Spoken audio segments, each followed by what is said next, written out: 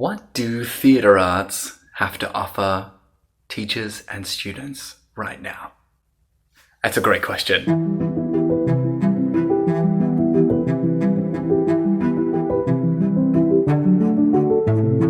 I'm excited to be part of the I Belong project because it invites us to ask questions and to investigate ourselves and our community.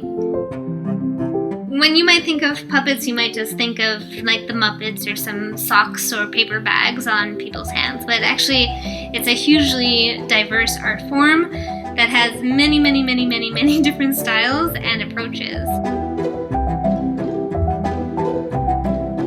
In a time when people are being really held apart and isolated, I think theatre has to offer connection and group bonding and community building in a way that's so needed.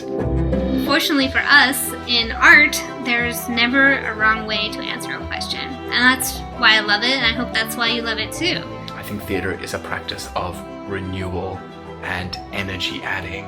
And we do that through play and fun and silliness and imagination. I could tell you my story. Obviously, this story is about me, Maggie. And I'd love to tell you all the rest of my story, but I think you're going to get a chance to make your own stories. And I can't wait to see what they are.